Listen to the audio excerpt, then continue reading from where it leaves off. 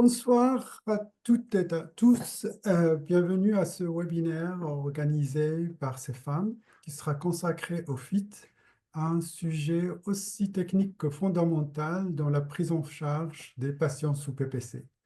Il va y avoir beaucoup d'informations techniques dont nous avons tous besoin et pour lesquelles on cherche des réponses depuis longtemps. Pourquoi des fuites et pas une fuite?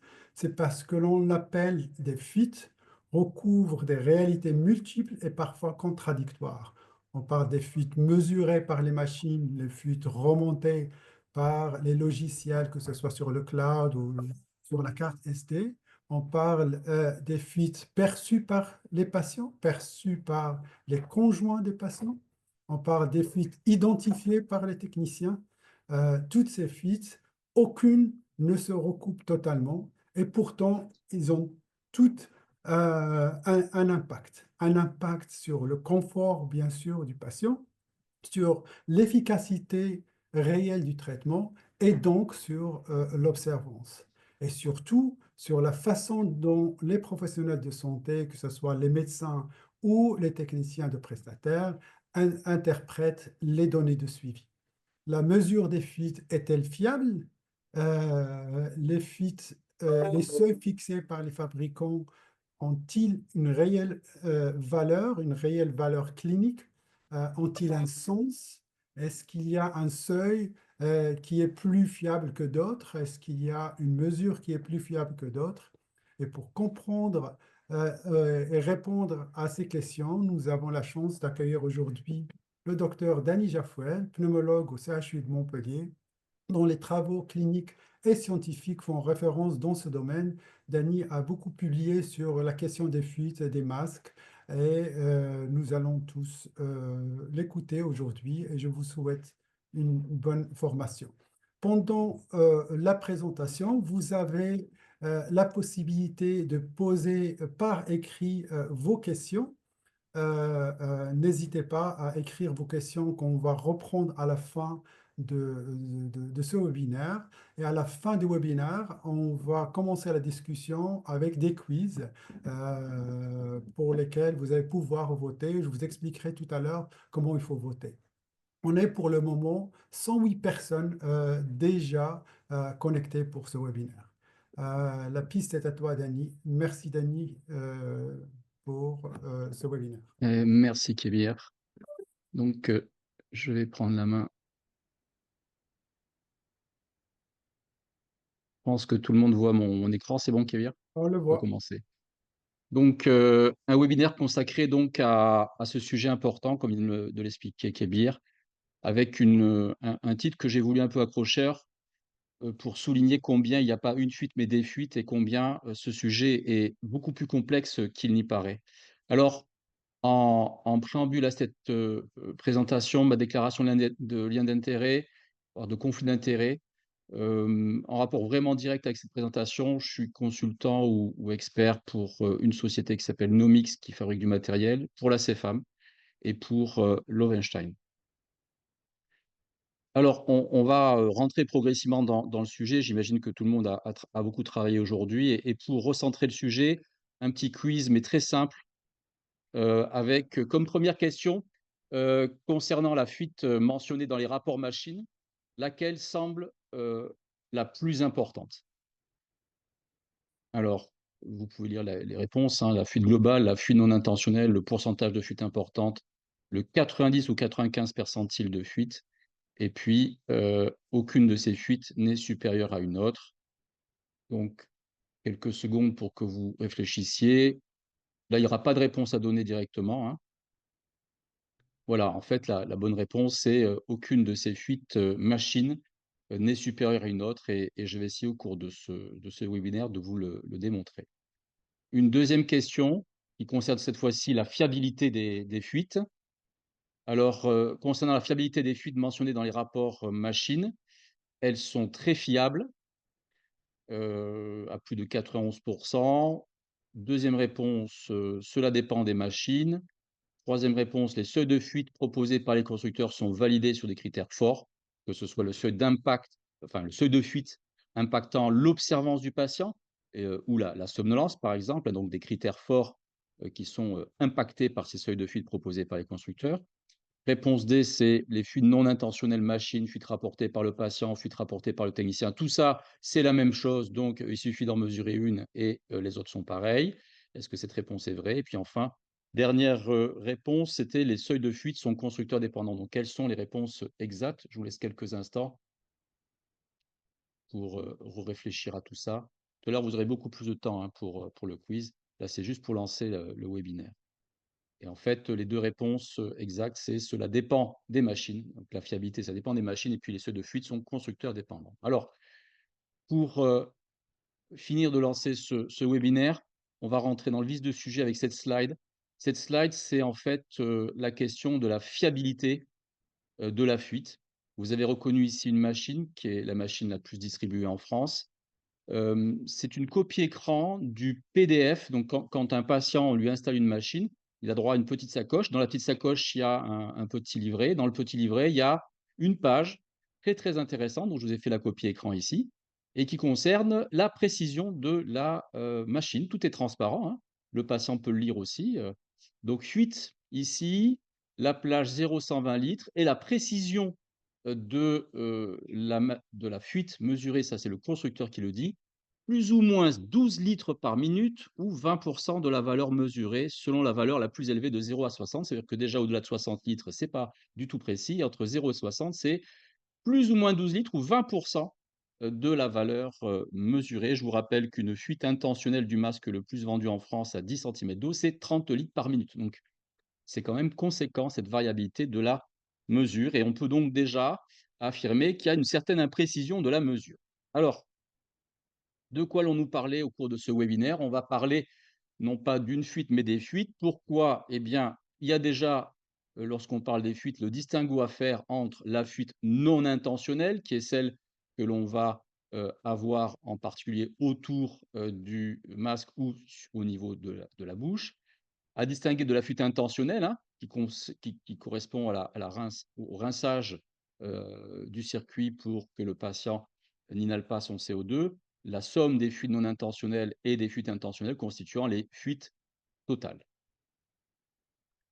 Alors pourquoi des fuites? Ben, des fuites parce que d'abord, tout d'abord, il y a des fuites qui vont être rapportées par la machine et vous verrez au cours de ce webinaire que ces fuites ne sont pas les mêmes que celles rapportées par le patient, qui lui-même sont différentes des fuites rapportées par le conjoint, qui elles-mêmes sont différentes des fuites rapportées par le technicien, lorsque, on a, comme en France, un système de soins qui inclut un technicien de santé.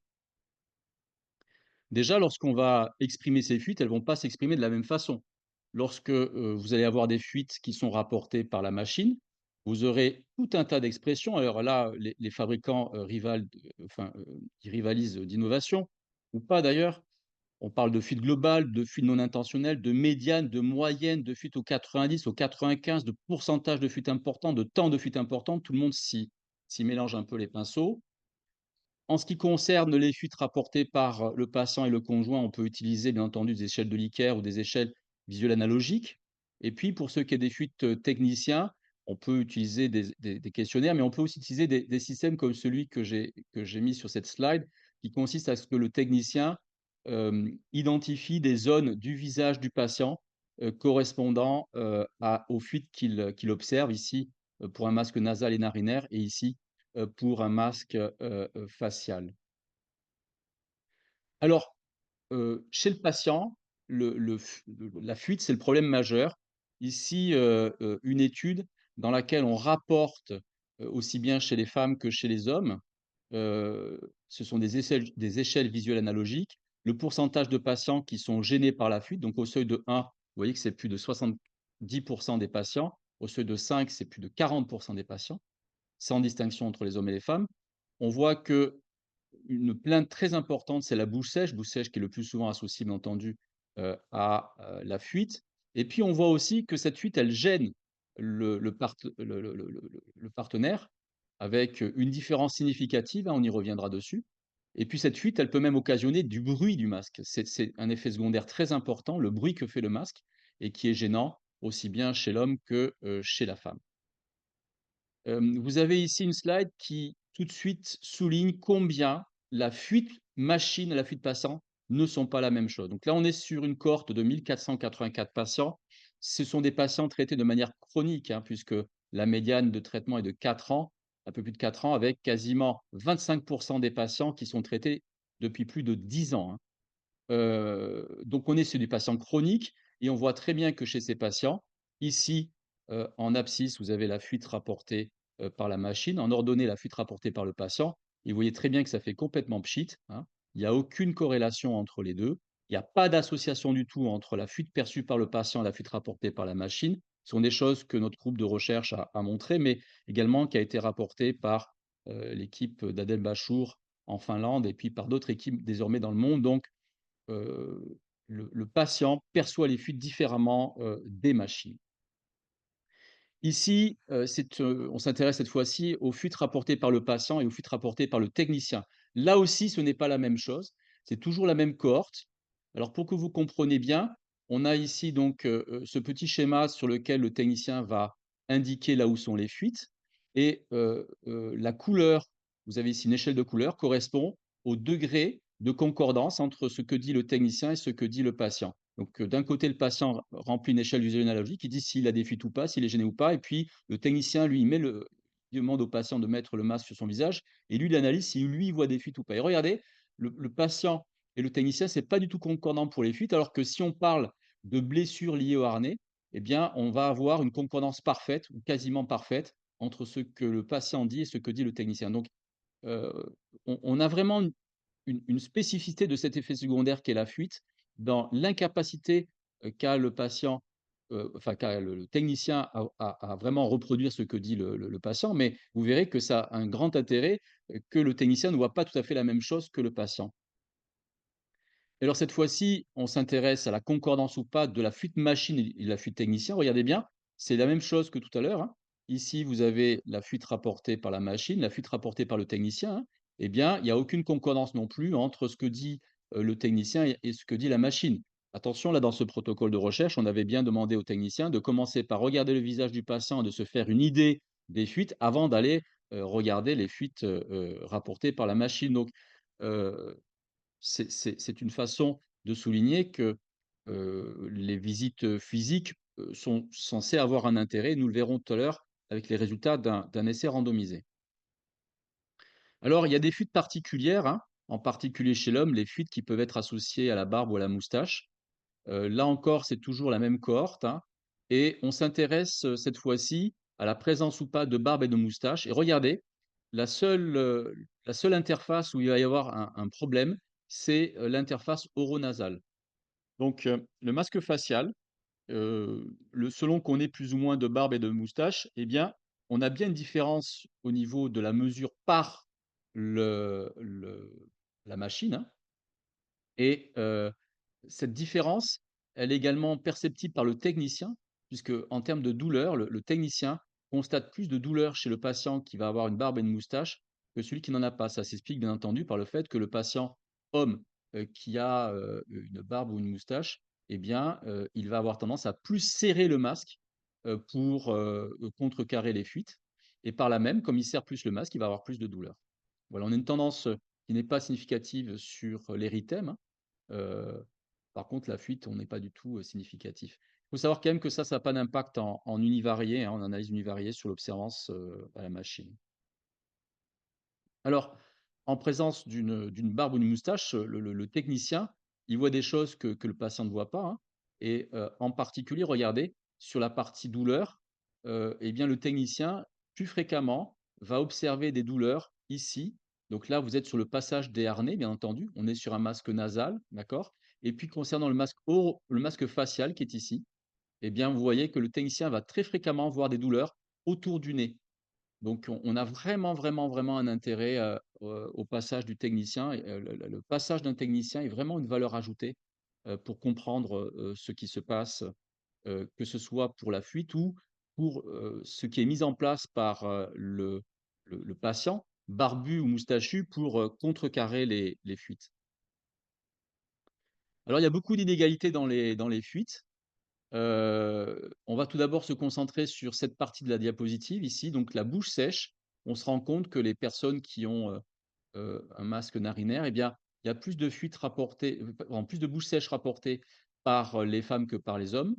Ça, c'est un 1er résultat. Mais il y a un deuxième résultat très amusant qui est que le partenaire est plus gêné s'il s'agit, monsieur est soigné par PPC, madame est plus gênée que si c'est madame qui est soignée par PPC et monsieur qui serait gêné par les fuites. Donc, ça, c'est intéressant parce qu'après, quand on s'intéresse, regardez bien, aux fuites tout court, il y a une hétérogénéité, c'est-à-dire, enfin, il y a une différence entre le patient qui rapporte les fuites et le partenaire qui est gêné par les fuites. Et alors ça, c'est quand même vachement important. Pourquoi? On va le voir dans quelques instants, mais ça veut dire que le patient, lui, peut se plaindre ou pas de fuite, et le partenaire se plaindre ou pas de la fuite qu'il entend, en particulier. Vous avez des masques, vous avez tous vécu ça dans votre pratique quotidienne, au moment où le patient se tourne sur le côté vers son partenaire ou sa partenaire, il envoie de l'air sur la personne et donc celle-ci est gênée. Et c'est important à prendre en considération. C'est quelque chose qui bien souvent est oublié parce que je vous rappelle que ça fait quand même plus de 15 ans qu'on sait que le conjoint est un facteur d'observance. C'est-à-dire que si le patient traité envoie toute la nuit de l'air ou que son masque est bruyant sur son partenaire ne va pas être un facteur d'observance parce qu'il a ses nuits qui sont pourries par les fuites qu'occasionne le patient, hein. Alors, on vient de voir ensemble qu'il y a vraiment des fuites très différentes, hein, avec les fuites machines, les fuites patients, les fuites conjoints, les fuites techniciens. J'aimerais maintenant qu'on aborde ensemble les conséquences de ces fuites. OK, il y a des fuites, mais est-ce que ça a des conséquences sur des critères de jugement forts que sont l'observance et la somnolence? Là aussi, vous allez voir, les fuites machines n'ont pas les mêmes conséquences que les fuites patients et les fuites, techniciens. Alors là, c'est un essai randomisé. Un essai randomisé, on est sur, des patients nouvellement appareillés et on évalue l'impact sur l'adhérence définie par l'observance supérieure à 4 heures par jour, hein. Et on a une évaluation à court terme, 30 jours, hein. Je vous ai montré jusqu'à présent du long terme, on va voir maintenant du court terme et du long terme. Le bras vert, c'est le bras où il y a le technicien et le technicien là, il adapte l'interface. Donc il voit une fuite et son job, c'est d'adapter. Bref, c'est le travail d'un technicien. Dans le groupe contrôle, il n'y a pas de technicien. Eh bien, on voit qu'à 30 jours, il y a une utilisation plus importante, de la machine, si, on a un technicien présent. CQFD, la prise en charge française avec la présence d'un technicien lors de l'initiation d'un traitement par PPC, il est démontré par un essai randomisé que cela augmente l'adhérence pardon, à 1 mois. Ici, c'est un papier qu'on a publié récemment. On a repris toujours notre cohorte de 1 484 patients et on s'est intéressé à savoir si les fuites identifiées par le technicien avaient une conséquence. Eh bien, regardez, vous êtes ici chez la femme, hein, on est chez la femme. Ici, c'est l'échelle d'Epworth et donc les fuites qui sont vues par le technicien, les fuites dans la partie basse du masque. Donc là, ce sont les masques narinaires et nasales, hein. Donc le masque narinaire et nasal vient comme ça. Là, vous êtes sur les fuites qui sont sous le masque et ben, ces fuites qui sont sous le masque, elles sont associées de manière significative à la somnolence de la personne. Donc ça veut dire qu'un technicien qui passe au domicile d'un patient et qui est une patiente, et lorsqu'on est une patiente et qu'on a une fuite identifiée par le technicien sous le passage du masque nasal et narinaire, eh bien, on a potentiellement un facteur qui peut être associé à de la somnolence. Alors dans cette étude, on retrouve des résultats un peu comparables chez l'homme, mais pas significatifs.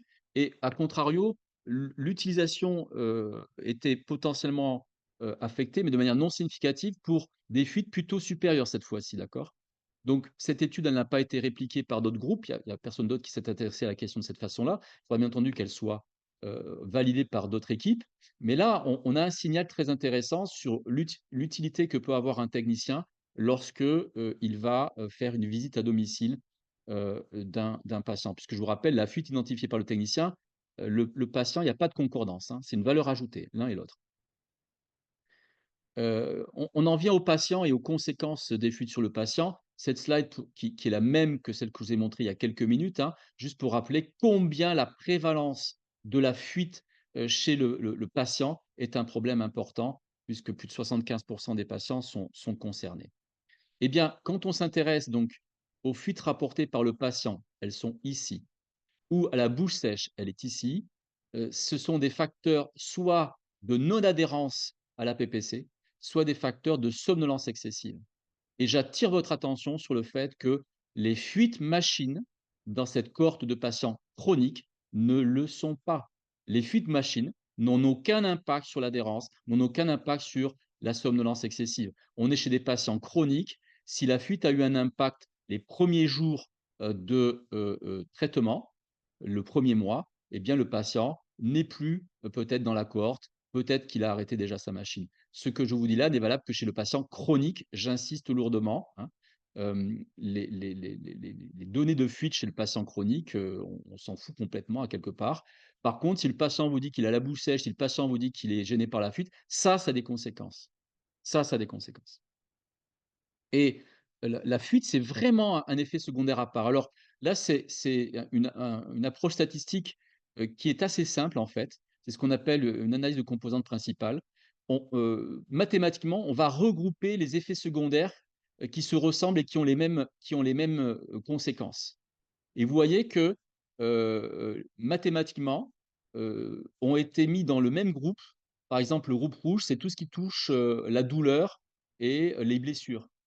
Voilà, ça s'associe de la même façon que la bouche sèche avec le nez sec, les yeux rouges, ça s'associe. Puis là, vous voyez, perpendiculairement quasiment aux 2 groupes, on a, le patients reported leaks. Donc ça veut dire que là, on a vraiment un effet secondaire à part. Un patient peut n'avoir que cet effet secondaire, alors que très souvent, ils vont avoir le groupe bleu ou le groupe rouge. Et c'est valable ça, ce que je vous dis, pour le masque nasal et le masque oronasal, mais pas du tout pour le masque, narinaire, où la fuite est intégrée avec tout ce qui concerne les douleurs. Alors c'est amusant parce que on peut s'imaginer donc que ça veut dire que le patient qui a des fuites et un masque narinaire, il a tendance à serrer son masque, pour justement limiter les fuites. J'aimerais qu'on fasse un focus de quelques secondes, ou quelques minutes plutôt, sur une fuite particulière qui est l'ouverture de bouche, la fuite liée à l'ouverture de bouche. Alors l'ouverture de bouche, ça fait, plus de 20 ans qu'on sait que c'est vraiment, quelque chose qui parasite le patient sous PPC, puisque Adel Bachour avait montré que le patient avec une fuite buccale, il est moins observant à 3 mois et que, ce leader d'opinion, monsieur Techler, avait montré que la patient avec la fuite, il a plus de micro-éveil. Donc ça fait quand même plus de 20 ans qu'on sait que la fuite buccale, c'est pas une bonne chose. L'ouverture de bouche, c'est pas une bonne chose. Et là, c'est un tracé, qu'on avait obtenu avec, mon ami, Jean-Pierre Mallet. C'est un tracé donc qui avait été, qu'on avait, il date de quelques années. C'est une patiente qui avait une narcolepsie et que nous avait confié, Yves Dauvilliers. Et on avait, pour cette patiente, sorti le grand jeu puisqu'on avait du matériel et elle avait, X capteurs et c'était notre challenge à Jean-Pierre et à moi de comprendre ce qui se passait. Et la première chose qu'on s'est rendu compte, c'est que cette patiente, elle était, souvent éveillée en début de nuit, elle n'arrivait pas à s'endormir, elle avait une insomnie d'endormissement et alors qu'elle était éveillée, qu'elle ouvrait la bouche, la machine, était complètement trompée et elle montait en pression, ce qui fait que la patiente se battait avec la machine. Elle était, éveillée et pour ça, on avait, le signal JAWAC et la vidéo. Voilà.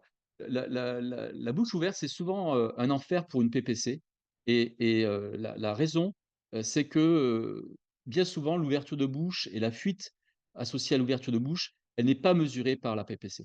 Alors sur cette slide, auquel vous aurez accès ensuite et puis il y aura les retransmissions ensuite, hein, un accès.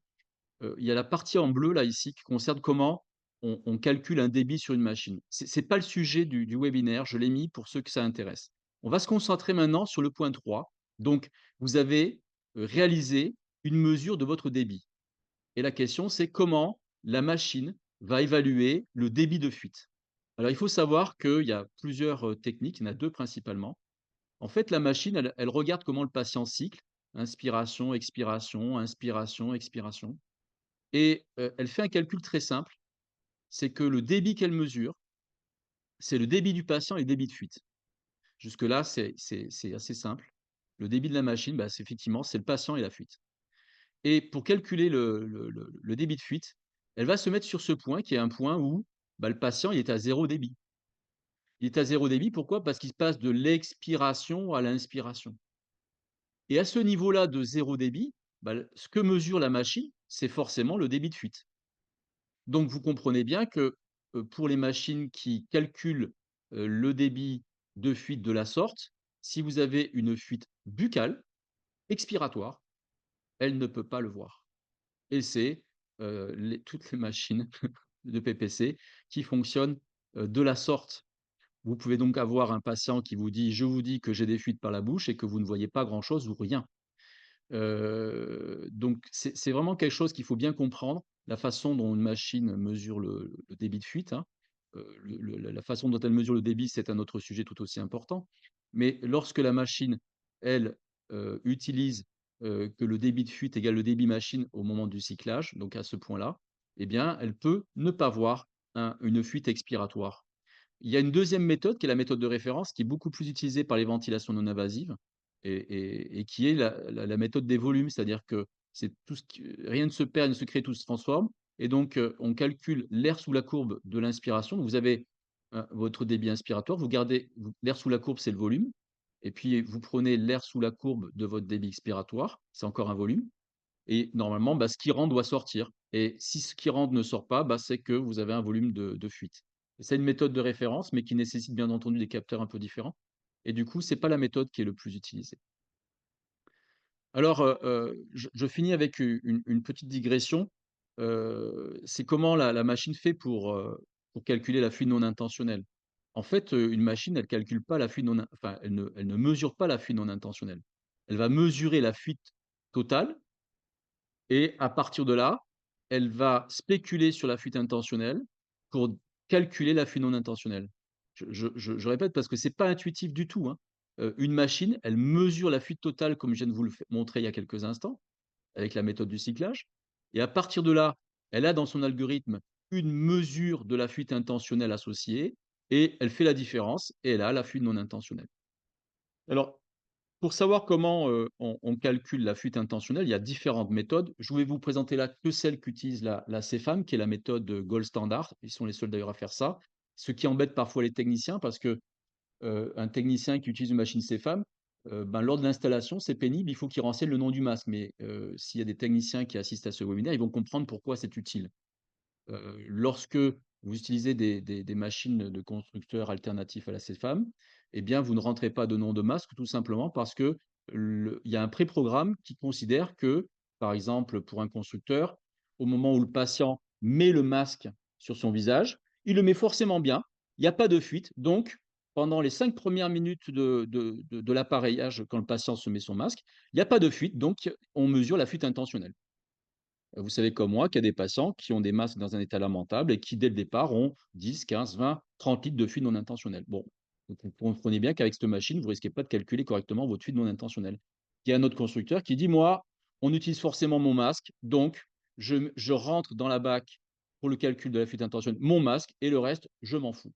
La CFAM a une autre stratégie, consécutivement à l'historique, et au poids de son conseil scientifique qui a été de dire, on est capable de savoir quelle est la fuite intentionnelle parce que pour un certain niveau de pression, comme on a rentré le nom du masque, on sait quelle est la fuite intentionnelle et donc je vous montre ici, comment ça marche. Vous avez ici des masques nasaux, des masques, faciaux, des masques narinaires et en fait, pour chaque masque, on a des tables où on a un débit de fuite intentionnel pour un niveau de pression.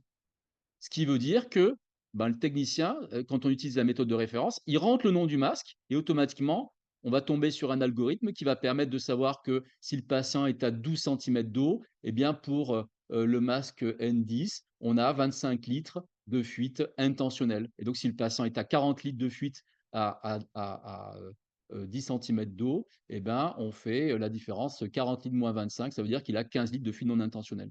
Vous comprenez bien que en regardant juste cette partie de la slide, hein, le masque nasal, que si vous ne rentrez pas le nom du masque et qu'au lieu d'avoir un masque N10, il se retrouve avec le masque ici, qui lui, pour 10 centimètres d'eau, a presque 40 litres de fuite intentionnelle, on ne va pas du tout avoir les mêmes résultats, hein. Donc ces calculs de fuite non intentionnelle, si on ne rentre pas le nom du masque et qu'on ne mesure pas la pression, c'est du bullshit, quoi. C'est du folklore, hein. On raconte n'importe quoi. D'où les limites des constructeurs quand vous commencez à lire le PDF et quand vous commencez à rentrer dans le détail de ceux qui communiquent, hein. Alors ça, c'est quelque chose que les techniciens connaissent mieux que moi. C'est, la façon dont on va rentrer, dans les machines CFAM, le type de masque et qui va donc conditionner le niveau de fuite, calculé par la machine, le niveau de fuite intentionnel pour calculer, de facto le niveau de fuite non intentionnelle. Donc je répète, la machine, elle calcule la fuite totale. Vous avez rentré, vous, la BAC pour 12 centimètres d'eau, eh bien, il y a tel niveau de fuite, et elle, ensuite, elle fait le calcul, elle fait la différence.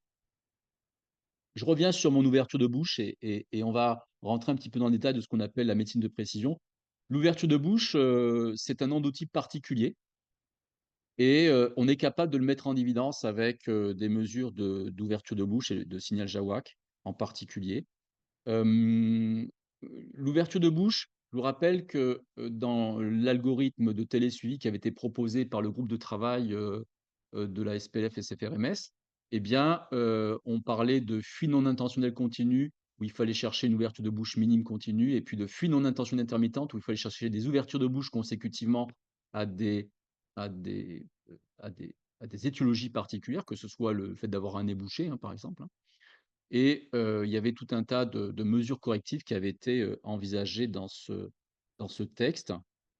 Là, en termes de médecine de précision, l'ouverture de bouche et les fuites, une contribution majeure a été réalisée par le groupe de Grenoble et dirigé enfin, tout du moins, c'était Marius Lebré qui était le thésard et Jean-Christian Borel qui était le directeur de thèse.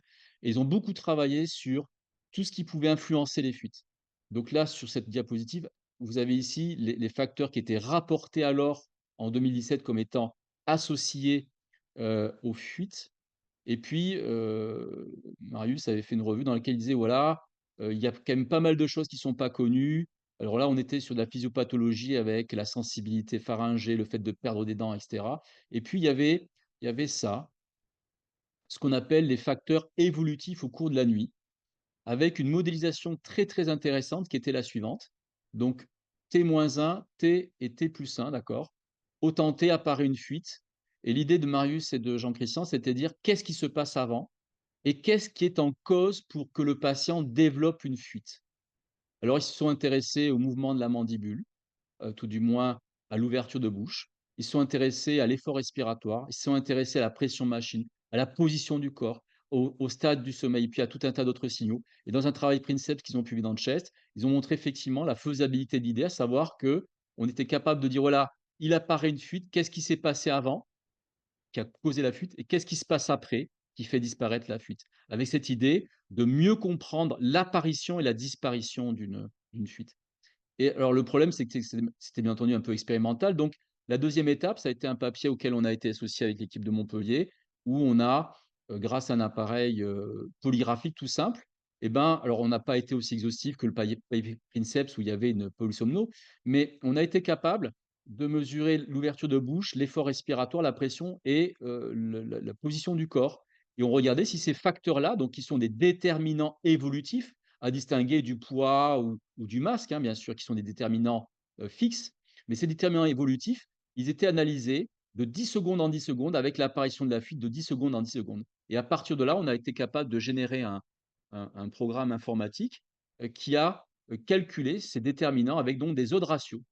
Là, ça veut dire que lorsqu'on ouvre la bouche, on a 250% de plus de chances d'avoir une fuite qui apparaît.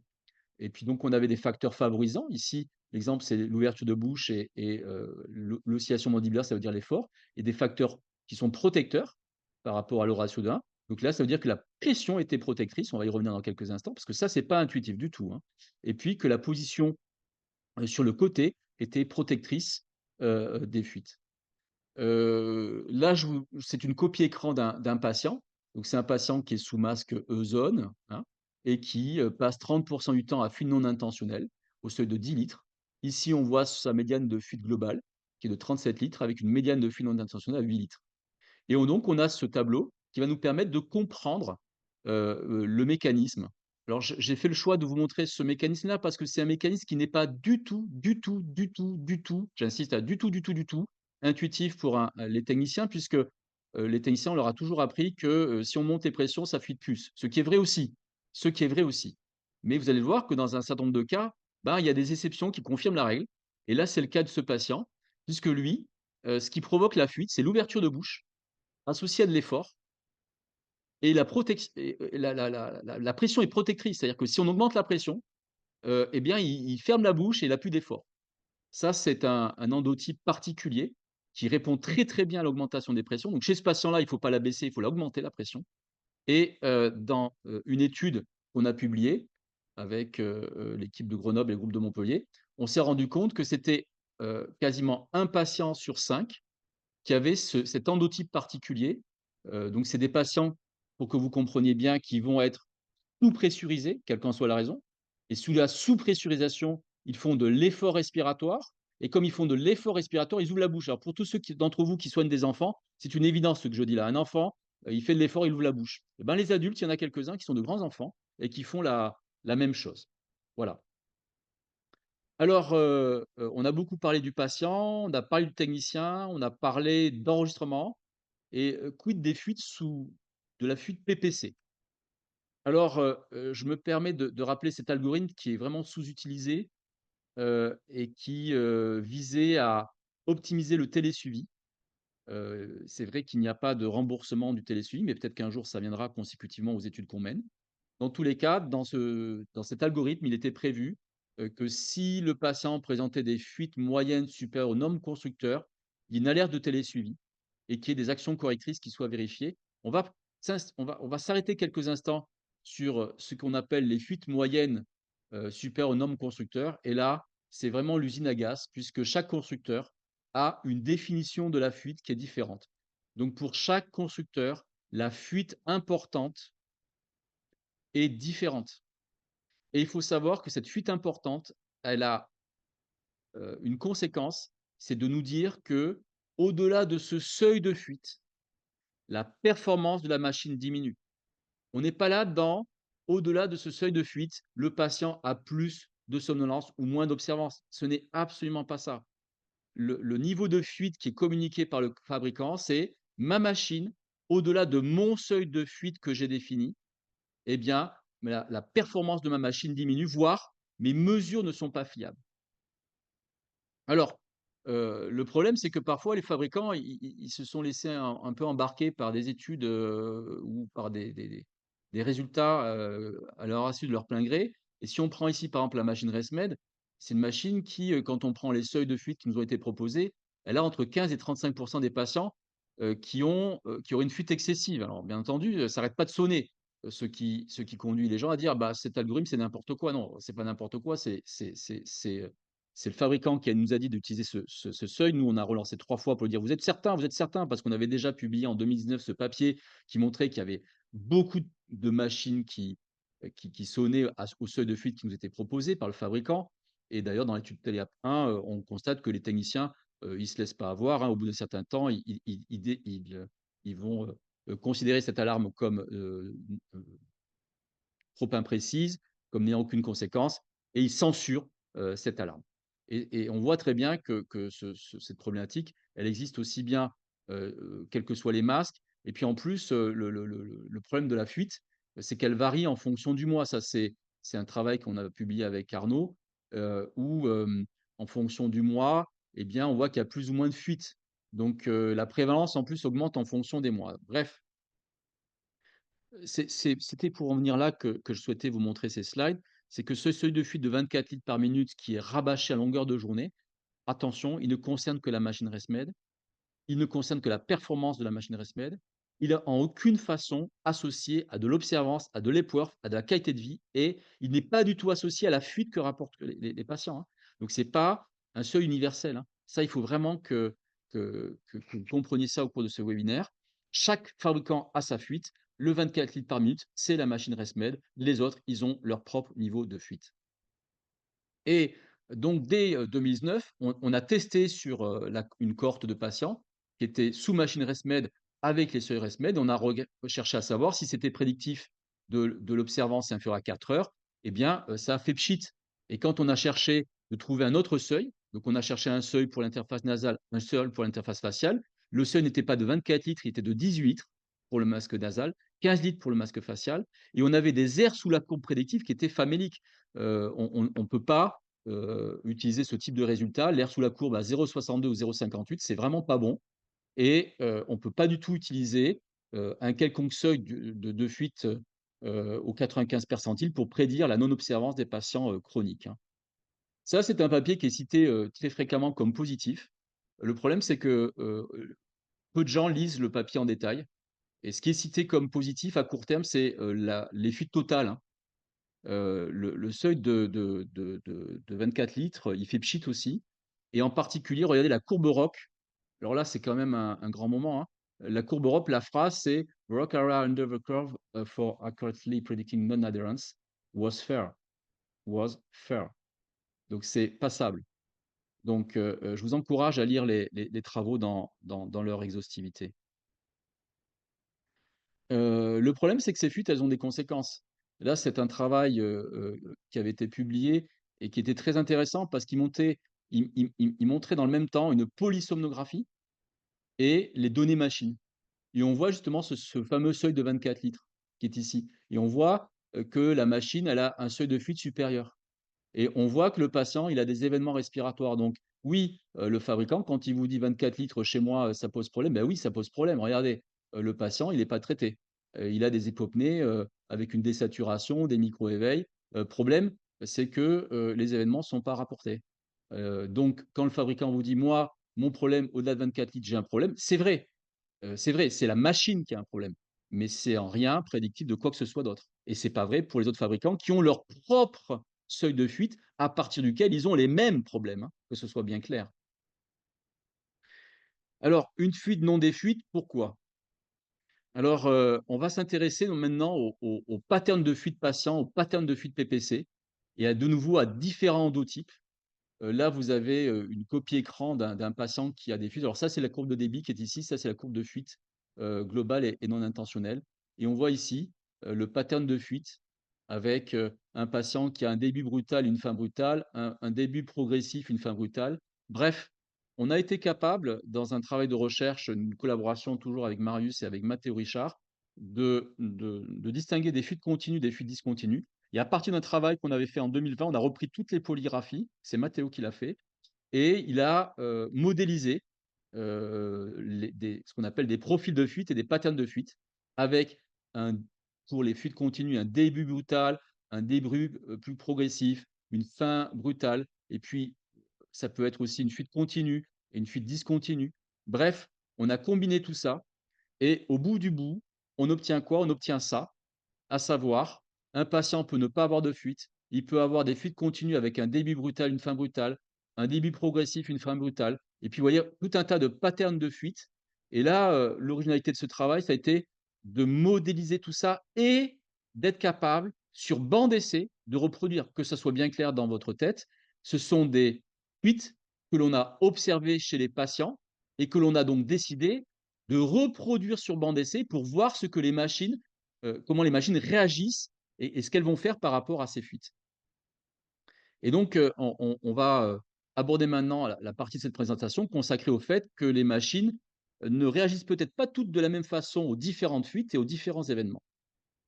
Alors, avant de vous présenter les résultats de cet essai sur banc, pour que vous compreniez bien, on simule sur banc d'essai des apnées obstructives, des apnées centrales, des hypopnées obstructives, des hypopnées centrales.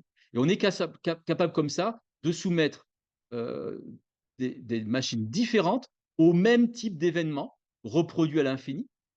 Et de manière synchrone, on va être capable de simuler les fuites. Donc, c'est ce schéma-là qui résume tout ça. Vous avez la machine qui est testée, on lui met un masque, et puis ici, vous avez le patient avec un mannequin, et puis vous avez un premier point sur lequel on va simuler les événements, un deuxième point sur lequel on va simuler les fuites. Et après, on est capable de lire ce qui se passe. Alors, pour ceux qui sont moins familiers de cette expression des résultats, on va se concentrer sur la S-box, et puis comme ça, vous verrez, vous comprendrez les autres. Donc, la S-box, elle est soumise à des apnées obstructives, des apnées centrales, des hypopnées obstructives, des hypopnées centrales. Et là, il n'y a pas de fuite. Là, il y a une fuite continue avec début brutal et fin brutal. Et puis, vous avez les autres patterns de fuite. Et vous regardez si elle voit ou pas les événements. Est-ce qu'elle est capable d'identifier les événements, donc les différents types d'événements, en fonction des différents types de fuites. Et vous voyez que les résultats sont plutôt corrects, excepté pour ce type d'événement ici. Donc, c'était fuite intermittente très importante, d'accord, où elle a tendance à surévaluer le nombre. Donc, elle va vous dire qu'il y en a plus que ce qui existe. Alors maintenant, si on compare aux autres, alors là, on a une machine qui est toute en rouge. Bah, c'est normal, c'est la couleur du drapeau. Et puis, vous avez, ici, d'autres machines. Vous voyez que sur les hypopnées centrales, elles sont pas top. Toutes ont des difficultés sur ces fuites intermittentes. C'est vraiment la fuite que les machines de PPC n'aiment pas. Alors, à la différence de la CFAM et de la S-Box, mais la NEA fait la même chose, les autres constructeurs, ne voient pas les événements. Alors ça, c'est plus gênant parce que ça veut dire qu'on a un patient qui fuite par la bouche et on n'a aucune information pour le savoir. La machine vous dit: «Non, moi je vois rien, donc circulez, il y a rien à voir». Le patient va vous dire: «J'ai la bouche sèche», vous allez mettre un humidificateur chauffant et puis peut-être que, ben, il va décrocher tout simplement parce qu'on n'a pas fait le diagnostic. Et puis bon, il y a d'autres événements qui sont parfois moins bien vus. Dans tous les cas, ce qu'il faut retenir, c'est que soumises, à des conditions de fuite très importantes, la S-Box, mais également la NEA, ben, elles sont super, tout simplement parce qu'elles ont une turbine, beaucoup plus, conséquente que les autres machines. Alors là, je vais vous montrer, combien ce qu'on voit sur banc existe. Donc, là, je vous les montre avec la NEA, donc c'est un patient, vie réelle, hein. Et ce patient, vous allez vous concentrer sur cette partie-là ici. Au début de nuit, il a pas de fuite, puis progressivement apparaissent des fuites et puis il a une période de la nuit entre 3 heures et 4 heures du matin où il a d'importantes fuites. Ça correspond à cette période ici, sur la polygraphie ventilatoire et vous voyez le carré, enfin le rectangle bleu par contre, pardon, ça correspond à ce que je vous ai montré ici. Donc ça veut dire ici, je fais des hypopnées, elles sont désaturantes. Et ici, vous avez la fuite non intentionnelle qui augmente et qui ferme. Et vous voyez, à chaque fois, elle augmente, puis elle arrête, elle augmente, puis elle arrête. Et c'est des fermetures de bouche. Donc, c'est un patient qui n'arrête pas d'ouvrir et de fermer la bouche. Il est à un niveau qui peut être jusqu'à 110 litres de fuite totale. Et pourquoi ce patient a bénéficié d'un enregistrement? Parce qu'en télésuivi, on avait une alerte d'index avec un index à 19,9. Alors, effectivement, la machine en a vu 19,9 le jour où moi, j'en ai vu 13 en polygraphie. La question qu'on doit se poser, c'est est-ce qu'il vaut mieux qu'elle le voit 19 et que finalement il n'y en ait que 13 ou qu'elle vous dise qu'il n'y en a pas et qu'il y en ait 13? Parce que c'est ce que font les autres machines. Alors, vous allez me dire: «Mais comment se fait-il qu'on soit ce soir rendu compte de rien?» Eh ben, ça fait écho à comment cacher ses faiblesses. Alors on va se poser une question tous ensemble, c'est comment les fabricants recompensent-ils, leur index d'apnée-hypopnée en présence de fuite? Alors en théorie, des gens, on va dire rationnels, vont dire: «Bah, c'est facile. On prend le nombre d'apnées, on prend le nombre d'hypopnées, on divise par le temps de fonctionnement et j'ai mon index de machine». Alors, la question c'est est-ce que vous êtes vraiment certain que toutes les PPC rapportent, tous les événements identifiés en présence de fuite? Et c'est ce que j'appelle moi la course, à l'échalote, la course de l'index débit. Donc ça, c'est un travail qui est soumis en cours de review. Vous avez ici les 4 manufacturiers, les 4 fabricants pardon, qu'on a en France et ça, c'est la façon dont le fabricant recompose, selon votre bon vouloir. Alors il faut quand même savoir que vous avez parfois une marge de manœuvre. Comment le fabricant recompose l'index dont vous vous servez pour faire le télésuivi et dont, vous vous servez pour faire le renouvellement. Donc la question qu'on s'est posée, c'est est-ce qu'ils incluent les hypopnées centrales? Est-ce qu'ils incluent les fuites pendant les fuites, l'index pendant les fuites majeures et durant la rampe? Alors vous avez un manufacturier qui traumatisé, peut-être ou pas d'ailleurs, ce qu'il faisait avant. Lui, Philips, il relève tout. Dans leur index d'apnée-hypopnée, il y a tout. Il y a les hypopnées centrales, il y a l'index, à fuite importante, il y a, les événements à rampe. Après, il y en a un qui, ben, lui, c'est non, non, non, ça c'est la ResMed. Il y en a un, qui, c'est à géométrie variable. Donc pour les fuites, c'est non, pour la rampe, c'est oui et pour les hypopnées centrales, c'est vous qui choisissez. Et puis il y a la CFAM où tout peut être oui, tout peut être non selon votre bon vouloir. C'est vous qui paramétrez votre relevé. Alors pourquoi ce choix de yes et de no? Bah, tout simplement parce que si vous avez une machine ResMed et que vous passez sur une CFAM, forcément, si la CFAM est paramétrée tout yes, vous allez dire: «Mais putain, cette machine, elle ne marche pas, quoi. Elle voit des événements partout alors que l'autre n'en voit pas». C'est ce qu'avait montré de manière très élégante, Alphanie Midley de l'équipe de Jean-Louis Pépin, qui avait, publié, des changements de machine où on voyait que, quand vous passiez d'une ResMed à une des 3 autres machines, bah, forcément l'index il flambait, quoi. Voilà, donc comme le disait ma grand-mère: «Il ne faut pas prendre les enfants du bon Dieu pour des canards sauvages» et en conclusion, mon take home message avant qu'on passe au quiz, je regarde le temps. Donc les fuites machines. Les fuites patients, le conjoint et les fuites techniciens sont différentes et non corrélées. Elles ont toutes un intérêt et ne sont pas interchangeables. Ensuite, la perception de la fuite par un patient est associée à l'observance et à la somnolence. la perception d'une fuite sous le masque par un technicien est associée à la somnolence chez la femme. La correction d'une fuite par un technicien est associée à l'observance. Donc, vous voyez, il y a quand même des choses importantes. Une fuite, c'est vraiment, il y a des fuites différentes, avec des conséquences différentes, et la littérature est riche de ce qu'on peut voir, hein. Ensuite, la mesure des fuites par PPC est imprécise, j'espère vous l'avoir démontré. Et puis, le fait que les seuils de fuite machine ne sont prédictifs d'aucun critère clinique. Par contre, que ces fuites machines soient associées à une performance altérée des PPC. Donc, ces seuils ont un intérêt, sauf qu'il faut connaître le seuil de chaque machine. Et puis alors après, j'espère vous avoir démontré que les machines ne réagissent pas de la même façon aux fuites. Et puis, surtout qu'il faut se méfier des IH faussement corrects, car reconstruits sans compter les événements qui n'ont pas été compensés par la machine. C'est ce que j'appelle les logiciels Volkswagen ou les choix Volkswagen. Voilà. Donc Kébir, je vais te repasser la parole. Merci, cher Dany, pour cette excellente présentation que j'espère avoir répondu aux questions de nos auditeurs. Nous allons maintenant passer au quiz. Il y a une fenêtre qui va s'afficher avec chaque question et vous allez pouvoir voter. C'est des réponses multiples, ça peut être une ou plusieurs réponses qui sont justes. Et après chaque question, on va voir ensemble les résultats de vos votes et on va discuter des réponses. Je lance la première question. Parmi les types de fuites mentionnés dans les rapports des machines, laquelle est la plus importante? La fuite globale, la fuite non intentionnelle, le pourcentage de fuites importantes, le 90e ou 95e percentile de fuite. Aucune de ces fuites n'est supérieure à une autre. Vous avez 20 secondes pour répondre. C'est déjà une cinquantaine de personnes à répondre. C'est très bien. Pas mal. On est toujours à plus de 130 participants à ce webinaire, ce qui est très bien. Je sais qu'il y a encore d'autres qui sont en train de répondre, mais on va arrêter là. À peu près 90 personnes qui ont répondu. 29. Je vais partager les résultats et vous avez tous eu la bonne réponse qui est E. Aucune de ces fuites n'est supérieure à une autre. Dany, si tu veux euh, Bah, euh, c'est, ajouter un petit ça a commentaire. été clair, je veux dire, tout le monde a bien compris. Suffit de prendre l'arbre décisionnel proposé par la SFRM-SPF pour le télésuivi pour comprendre qu'aucune de ces fuites n'est supérieure à une autre. Chaque fabricant a une expression de la fuite qui lui est propre. Et notre métier, et le métier de technicien, c'est justement de connaître cette expression.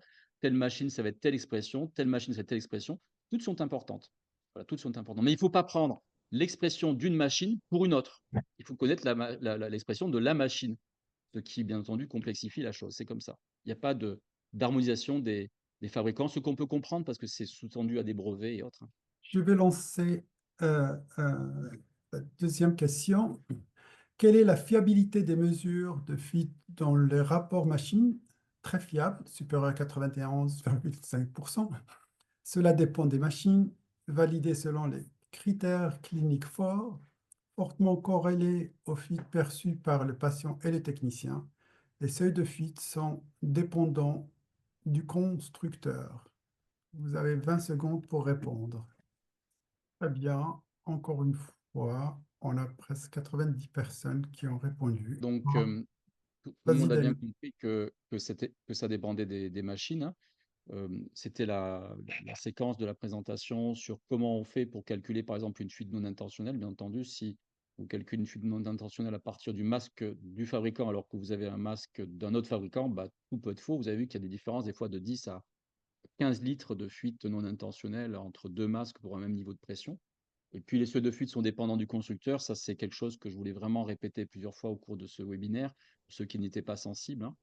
Il faut vraiment changer ce paradigme de la fuite de 24 litres par minute qui, à titre personnel, m'est insupportable parce que c'est un non-sens pour les machines, c'est un non-sens pour les patients aussi. OK, on passe à la question suivante. Quel est l'impact principal des fuites perçues par le patient?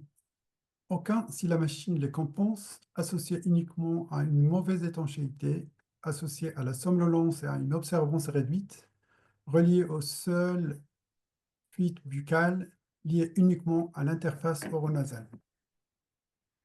Très bien, on a toujours beaucoup de personnes qui répondent, c'est très bien. Ok, on va arrêter le sondage, on a plus que 80 personnes. On va partager. Celle-là était beaucoup. Cette question était beaucoup plus difficile. C'était une question à Kébir, hein. Ouais, Moi, mais c'était une question simple, hein. la Donc, majorité ont bien le répondu, c'est très bien. ouais, l'impact principal des fuites, c'est effectivement d'être associé, pour le patient, hein, c'est d'être associé à la somnolence et à une observance réduite. Chez le patient chronique, hein, la machine peut très bien compenser les fuites et que le patient, lui, soit gêné, hein. Il faut que ça soit clair, hein. La mauvaise étanchéité, oui, mais le patient, lui, il peut percevoir une fuite qui n'a rien à voir, hein, avec la mauvaise étanchéité. Relié aux Absolument. fuites buccales, bien sûr que non. Vous devez tout savoir dans votre expérience professionnelle des patients qui sont très gênés par les fuites, par exemple au niveau de l'angle interne de l'œil. Ça, c'est une fuite qui gêne énormément les patients. Et puis, la seule interface oronasale, bien sûr que non. Tous les masques sont susceptibles d'être associés à des fuites. Question suivante, question numéro 4. Quelle affirmation est correcte concernant les fuites buccales? Elles sont toujours bien mesurées par la machine, elles sont uniquement présentes chez les patients non observants, elles sont compensées par les algorithmes modernes, elles peuvent être expiratoires et ne pas être mesurées par la machine. Je vois bien on a des experts avec nous ce soir, Dani, hein. Très bien, on a plus de 80 personnes qui ont répondu. On va regarder les résultats ensemble. Voilà, Et donc moi, elles sont encore toujours une bien fois, vous avez mesurées bien par, répondu. voilà, elles sont toujours bien mesurées par la machine. Malheureusement, non, hein. C'était le petit focus que j'ai fait là pour expliquer pourquoi elles ne sont pas bien mesurées par la machine. Compensées par les algorithmes modernes, on aimerait bien, même la machine la plus moderne et la plus performante qu'est l'ANEA. Vous avez bien vu qu'on peut avoir, alors c'est 2,6% des patients, hein, qui sont, c'est pas grand-chose, mais il n'empêche qu'on aura toujours des patients pour qui on atteint les limites technologiques, fussent-elles exceptionnelles. Elles peuvent être respiratoires, ne pas être mesurées par la machine, ça tout le monde a bien compris. Elles n'ont pas d'impact sur le traitement. On le sait depuis malheureusement que c'est le contraire depuis Adel Bachour et Techler. Ouais, depuis ces travaux de Adil Bachour, qui est à Helsinki, en fait, il faut aussi ne pas oublier que, ils ne sont pas mesurés. On peut avoir des fuites qui sont estimées à 0 litres par minute parce que le patient expire par la bouche. Mais ces fuites, ils ont des conséquences, pas seulement sur le Mm. patient, mais aussi sur le conjoint, parce que ça Mm. peut perturber le conjoint et ils ont un impact vraiment, si on les ignore, ils peuvent avoir un impact sur l'observance Dans- du traitement aussi. dans- chez le patient chronique, hein, dans l'étude qu'on avait publiée sur 1464 patients, là, eh bien, c'était le seul effet secondaire qui sortait sur l'observance, hein, sur la non-observance au seuil de 4 heures. Voilà. La cinquième et dernière question. Après, bien sûr, vous avez le choix. Vous pouvez poser vos questions par écrit aussi, auxquelles on va répondre. On va essayer de répondre avec Dany tout à l'heure. La question numéro 5. Quelle corrélation observe-t-on entre les différents acteurs, patients, techniciens, machines, dans la perception des fuites? Une corrélation forte existe entre tous les points de mesure. Le patient et les techniciens perçoivent les mêmes fuites. Il n'y a pas de concordance entre les fuites perçues par la machine, le patient et le technicien. Les machines sont systématiquement plus fiables que les techniciens. Et la quatrième réponse, les conjoints rapportent des fuites de façon identique aux patients. Très bien. Voilà, toujours conserver tous les participants, ce qui est très bon signe. On va arrivé, on dépasse 80, c'est très bien. On partage les résultats. Encore une fois, vous avez très bien répondu Voilà. au quiz numéro 5. Donc, pas de concordance entre les fuites patient, machine, technicien. Chaque fuite est importante et c'était un des messages forts que je voulais qu'on aborde ensemble au cours de ce webinaire, quoi. Aujourd'hui, on a un rationnel et un socle scientifique pour pouvoir l'affirmer. Donc, ça veut dire que les données machines ont leur place, les données patients ont leur place et le technicien a sa place. C'est important que le technicien comprenne combien son métier est important et combien il peut aider à ce que le patient ait une meilleure qualité de vie, un meilleur confort moins de somnolence et une meilleure observance. Et un essai randomisé l'a montré. Bon, ça veut dire que le message est bien passé, Dany, puisque tout le monde a bien répondu à cette question. On a des Parfait. questions en ligne et s'il vous plaît, n'hésitez pas à poser plus de questions. La première, docteur Prétorian, proposez-vous donc de regarder plainte fonctionnelle, aspect des fuites, IH flow et l'aspect des fuites plus que le débit? Faut-il continuer à considérer les valeurs médianes et 90e pourcentile pour évoquer un éventuel mécanisme? Alors, c'est une très très bonne question. Et pas seulement parce qu'elle dit avec un copain, mais c'est une super question. Donc, la réponse est la suivante. Euh, les notions de médial de 90 et de 95 restent importantes pour savoir si la machine avec laquelle on travaille n'a pas atteint ses limites techniques. Donc, ça veut dire que on doit toujours regarder les données avec l'idée, par contre, que si cette limite est franchie avec la machine que j'utilise pour le seuil défini par le fabricant, ça veut dire que ma machine est aveugle ou qu'elle ne va pas être efficace. Donc j'ai un problème. Ça, c'est le premier point. Vous avez bien compris que la machine, certaines machines, censuraient l'index arrivé à ce niveau de fuite. Donc, ça veut dire que vous pouvez vous asseoir sur le résultat. C'est un patient qu'il faudra contrôler. Ensuite, la question, c'est le pattern. Bien entendu que le pattern est important. Et ensuite, est-ce que la question ensuite, c'est ce que dit le patient. Mais si le patient vous dit que lui, il est gêné par la fuite, même si la machine ne voit rien, c'est le patient qui a raison. Et on le voit très bien sur l'étude, la dernière étude qu'on a publiée avec le groupe de Montpellier et les collaborations, où, par exemple, une fuite sous le nez est associée à la somnolence chez la femme, où le technicien voit sur le visage de la personne des fuites que le patient ne se plaint pas. Et à contrario, le patient va se plaindre de choses que le technicien ne voit pas. Et on a l'essai randomisé qui montre que le technicien, quand il ajuste le masque, ça fait de l'observance. Donc, chaque aspect de la fuite est important. Et donc, oui, on ne doit pas simplement se regarder au seuil de 24 litres par minute. Le seuil de 24 litres par minute a un intérêt pour savoir si la machine RSM marche ou pas. Mais ensuite, on doit s'intéresser à comment le patient perçoit la fuite et comment le technicien perçoit la fuite. Et pour l'histoire du signal de débit, il est très important de le regarder au fait parce que les fuites ont un impact sur le débit respiratoire et en particulier quand la turbine n'est pas capable de fournir un débit assez élevé, si les fuites sont excessives, vous allez voir que le débit peut avoir des conséquences énormes et on se retrouve avec des patients qui ont un débit très, très, très, très faible aussi. Et, et il faut bien se rappeler que le débit mesuré par la machine, c'est le débit patient plus le débit de fuite. Et je vous rappelle que pour les machines de PPC, ce n'est pas un débit brut qui est mesuré, c'est une racine carrée de débit, ce qui veut dire que tous les événements entre 0 et 64% sont squeezés par le fait qu'on linéarise le signal. Ça veut dire que quand vous avez un patient qui a une plainte, il faut l'enregistrer, même si vous avez une courbe de débit machine normale. Ce n'est pas moi qui le dis, c'est l'American Thoracic Society de 2017. Ce n'est pas un plaidoyer pour faire des examens pour oui, pour non. C'est je, je regarde le télésuivi, j'écoute le patient, je regarde le rapport du technicien, je regarde les courbes de débit, tout va bien, il n'y a pas de plainte, c'est valide. Par contre, si un de ces éléments est foireux, ben, on se met en quête de trouver la raison pour laquelle c'est foireux. Et on peut être amené à faire un enregistrement, mais à quel cas on ne fait pas un enregistrement avec le débit de la machine, sinon c'est complètement con. On utilise le même débit qui est potentiellement foireux. Donc on doit impérativement avoir une mesure externe avec un pneumotac et ne pas utiliser une racine carrée de débit, sinon bah, déjà tous les événements entre 0 et 64%, vous ne les voyez pas. Ça, on avait écrit avec Kébir un éditorial dans Sleep and Briefing avec Jean-Pierre Mallet aussi sur ce sujet où justement on faisait un commentaire d'un article où les chercheurs avaient utilisé le débit de la machine. Ah ouais, le débit de la machine, tu vois forcément la même chose que la machine, hein.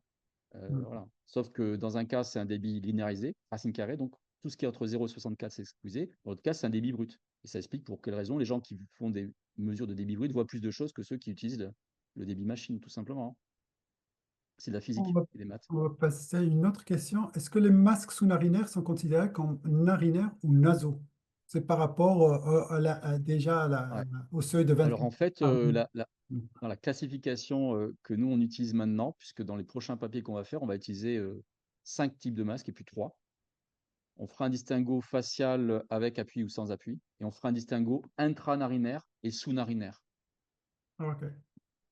Donc, sous-narinaire, intranarinaire. Et ça, on le fait parce qu'on a eu un reviewer américain, je pense, qui nous avait un peu titillé sur un article où il voulait absolument qu'on parle de sous-narinaire. Heureusement, à l'époque, c'était le début du Dreamwear, donc on en avait très peu. Et maintenant, où on a des études qui vont sortir avec beaucoup plus de masques narinaires, donc sous-narinaire, intranarinaire, nasal, facial avec appui frontal, facial sans appui frontal. Pourquoi l'appui frontal? Parce qu'on se rend compte qu'il y a une observance terrible différente entre avec et sans appui frontal. Et ça, c'est à venir. OK. Une autre question. Y a-t-il sur le logiciel de lecture d'observance CEFAM un indice d'ouverture, fermeture buccale comme l'indice SEL chez Levenstein? Je ne connais pas l'indice SEL chez Levenstein et je peux vous dire qu'il n'y a pas d'indice particulier pour vous dire que le patient qui a une ouverture buccale. Je pense personnellement le seul indice, c'est l'indice que quand on regarde les courbes détaillées de débit. Pour moi, sans avoir accès aux courbes détaillées de débit, on ne peut pas vraiment confirmer une ouverture buccale. C'est pas ce Là, que en fait, quelque chose à c'est dire, Dani. ouais, c'est un sujet qui est très intéressant. C'est essayer de développer des biomarqueurs à partir du signal. Alors, bien entendu, plus c'est simple, plus on prend le risque de se tromper. Plus on multiplie, plus c'est cher et plus ça devient compliqué à mettre en œuvre. Alors, la réponse que tu donnes, Kébir, c'est de regarder la courbe de débit, parce que même si c'est une racine carrée, on va voir si on a une perte expiratoire, si on a du pitching. Donc ça, c'est un premier indice, l'aspect de la courbe de débit. Après, l'arrêt brutal de la fuite qui serait systématiquement associé à une ouverture, une fermeture de bouche. Alors ça, nous, on a des tonnes de données qui montrent que ce n'est pas vrai. Il suffit qu'un patient, par exemple, change de côté. Vous savez, vous avez des patients, ils vont avoir une fuite quand ils décollent le masque comme ça. Bon, ben, un patient qui décolle son masque en passant sur le côté, ben, vous allez dire ouverture de bouche, alors qu'en fait, il n'a pas ouvert la bouche, il a juste décollé son masque en passant sur le côté. Et au moment où il se repaît sur le dos, ah, il a fermé la bouche, mais pas du tout. C'est vraiment la finesse, vous voyez, des déterminants évolutifs. C'est l'étude qu'on a faite avec Marius, avec Jean-Christian et Jean-Pierre, où on a montré combien c'était fin, quoi. C'est pas si simple que ça. Et l'endotype que je vous ai montré, où il faut augmenter les pressions pour fermer la bouche et pour faire disparaître la fuite, bah, c'était pas intuitif pour nous au départ. Quand on a regardé ça, on dit mais qu'est-ce que c'est ce truc? Parce qu'on réfléchissait comme tout le monde. De part, on disait mais j'augmente les pressions, j'augmente la fuite, et puis voilà, et la bouche s'ouvre. Mais ça marche pas comme ça, hein. C'est beaucoup plus complexe, hein. Si ça marchait comme ça, de toute façon, on n'aurait pas 50% de non-observants maintenant à un an en France, hein. Donc, oui, c'est plus complexe. Donc, ça peut être utile, mais pas aussi discriminant que ce qui n'y semblerait, quoi. Quand on commence à gratter, ouais, c'est plus complexe que ça, malheureusement. C'est plus complexe que ça, ouais. On a une question de Dr Barouin. Jean-Pierre demande quel apport de l'intelligence artificielle en tenant compte des fuites apportées par les différents acteurs. Je- Ça, c'est intéressant, en fait. Il n'y Euh, a pas d'études, à ma connaissance, qui aujourd'hui regarde les différents j'ai compris par différents acteurs les différents types de fuites, hein. il faudrait peut-être que Jean-Pierre il précise sa Ouais. question, mais lorsqu'on utilise les déterminants, on peut dire que c'est de l'IA. Par exemple, là, en ce moment, j'ai reçu cette semaine, mais j'ai pas eu le temps de le lire, le rapport d'analyse de Eric Mazur qui est en train de modéliser les réponses aux déterminants des fuites. Le papier qu'on a fait en 2020 avec Marius, Jean-Christian, Jean-Pierre et Eric, c'était voilà quels sont les déterminants de la fuite. Et puis après, on avait fait un consensus entre experts. On avait dit voilà ce qu'il faut faire pour faire disparaître la fuite. Et ce qu'a fait le professeur Mazur, qui est en fait un mathématicien, il a créé un arbre de décision. Donc on peut dire ah, c'est de l'IA, en fait, c'est des maths, hein. Et il est capable il prend un patient et puis à partir de ce patient, il va prédire, en fonction des déterminants, ce que les experts auraient dit. Donc on peut dire que c'est une assistance par intelligence artificielle pour essayer de corriger la fuite. Mais ça encore, c'est préliminaire. Et pour le faire, dans la dernière discussion que j'ai eue, bon, il y avait 50 patients, il y en avait deux qui foutaient en l'herbe. Donc on a dit, ben, ces deux patients, on va les exclure parce que sinon, ça ne marche pas. Donc quand on utilisera, il faut savoir que les patients qui décollent le masque sur le côté, qui étaient 2 sur 50, bah, ceux-là, il faut les identifier manuellement et avec l'œil quand on lit. Et c'est là on leur propose les oreillers à trous. Voilà. Mais ils seront pas compris dans l'arbre de Ouais, décision. Alfani Medley qui a fait sa thèse à Grenoble, sur une partie de sa thèse, elle a travaillé sur des algorithmes d'intelligence artificielle encore c'est des algorithmes avec des réseaux neuronaux, je pense, pour évaluer l'impact des fuites sur l'IH aussi, hein. Une autre question d'un technicien, Monsieur Benjamin Humer, c'est intéressant. Cette question, pour un patient, maintenant c'est un cas clinique, hein, pour un patient ayant un masque nasal et des fuites au niveau des yeux, est-ce que l'utilisation d'un patch silicone permet de réduire efficacement ce type de fuite non intentionnelle pour l'efficacité du traitement? Bah, la réponse est oui, ça dépend du patient. Il y a des patients Exact. chez qui ça marche, il y a des patients chez qui ça marche pas. Donc là, encore une fois, c'est le technicien qui va mettre en place, qui va regarder, qui va évaluer, et puis c'est corrigé, tant mieux, c'est pas corrigé, on continue à chercher. Il y a un côté très simple et très humain. Là, on est parti de l'IA, on est revenu sur le côté clinique courant, hein. Par contre, des fois, enfin, nous, dans notre expérience, parfois en choisissant un autre masque, ça marche aussi. Une autre question technique qui vient d'un technicien, c'est très bien. Je n'ai pas compris l'importance du style de courbe des fuites. Départ, départ brut, départ progressif, c'est les fuites simulées, hein. Oui. Que- Alors, en fait, in vivo, chez les patients, on va avoir des fuites qui apparaissent lentement, progressivement, en augmentant progressivement, d'autres qui vont apparaître en quelques secondes, disparaître en quelques secondes. Donc, ces fuites, quand elles surviennent, ce qu'on a démontré par les études sur banc ensuite, c'est que les machines ne réagissent pas de la même façon à ces fuites. En d'autres termes, quand on parle d'IA, d'intelligence artificielle et autres, un jour probablement on sera capable d'enregistrer de manière précise les fuites sous machine et de dire en fonction des fuites sous machine qu'on a, attends, mais cette machine elle marche mieux, on change de machine. Si les fuites sont un problème. C'est-à-dire qu'on sera capable de dire, euh, alors actuellement c'est simple puisque la seule qui marche c'est la Xbox, c'est la NR, mais demain les autres constructeurs vont faire des progrès et quel que soit le niveau quel que soit le type de fuite, on aura des réponses meilleures. Donc oui, c'est important de savoir quel type de fuite on a, ouais. Et là, par exemple, quand je montre la séquence sur banc où la machine ne marche pas sur la fuite intermittente rapide, et que, alors c'est 2,6% des patients dans ma cohorte de patients, ben ouais, mais on en a. On a des patients, et j'ai montré une copie écran où même la NEA n'arrive pas parce qu'on est sur un type de fuite qui est vraiment ce type-là de fuite. Et aussi longtemps qu'on n'a pas ce type-là de fuite, la machine compense tout le temps. La machine compense tout le temps et elle fait le job, alors que d'autres ne le font pas. Donc oui, le type de fuite devient de plus en plus important à identifier. C'est un petit peu la question aussi des prétoriens tout à l'heure. Jusqu'à présent, ce que faisaient les constructeurs, ils prenaient un banc, ils faisaient une fuite rectangulaire, ciao, bonsoir, c'était fini. Ah ouais, mais dans la vraie vie, c'est pas comme ça les fuites, hein. Donc là, on a fait l'effort de regarder les fuites patients, puis on a modélisé les fuites patients. On a dit, bah voilà, elles se ressemblent toutes comme ça, elles se ressemblent toutes comme ça. Et on a trouvé 6 types différents. Quand vous avez les 6 types, vous avez quasiment toutes les fuites que vous pouvez observer chez les patients in vivo. Question rapide de Franck Rivet de Toulouse. Bonjour, bonsoir Franck. Quelle fuite doit-on le plus regarder? Fuite moyenne ou 95e pourcentile? Donc ça, c'est la question, justement, ça dépend de la machine que tu as. En fonction de la machine que tu as, tu vas être plus attentif à une certaine fuite ou à une autre. Donc si tu as une machine Lowenstein, tu ne seras pas attentif à la même fuite, tu dois être attentif à la fuite qui est recommandée par le fabricant comme étant celle à partir duquel la machine a des limites. Tout le monde sait les 24 litres par minute pour la machine ResMed. Mais chaque autre fabricant a un seuil de fuite qui lui est propre. Et c'était ce qui était écrit dans le consensus national pour le télésuivi.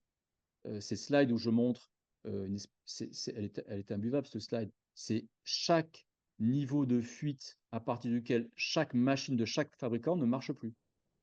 Et c'est ceux qu'il nous faut connaître. Et c'est ceux qui devraient être paramétrés par les prestataires, comme alerte.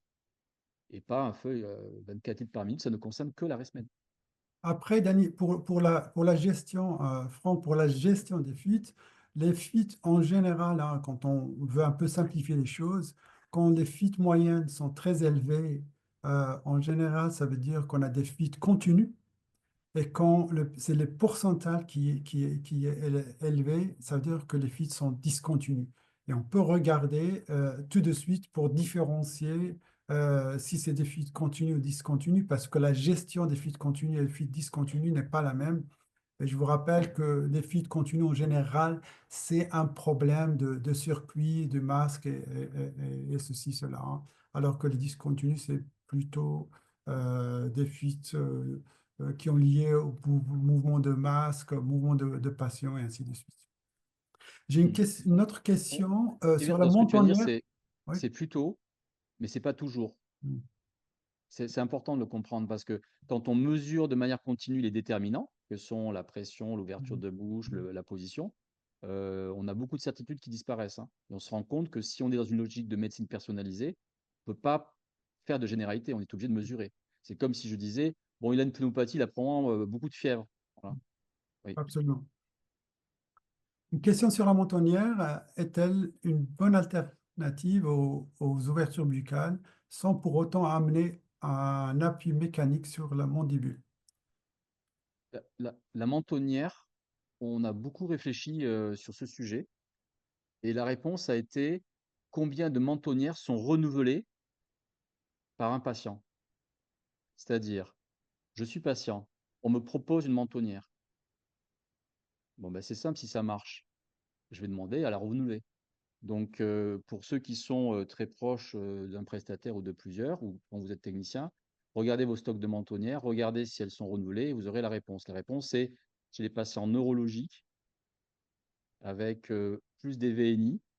La réponse est très probablement oui. Pour les autres patients, la mentonnière, je suis très très réservé dessus parce qu'elle n'est pas renouvelée. Si ça a été efficace, elle serait renouvelée. Et des Après, mentonnières, en plus, il y en a différents types, attention, hein. exact. C'est-à-dire Euh, qu'il y a mentonnière et Il y a mentonnière. mentonnière et mentonnière.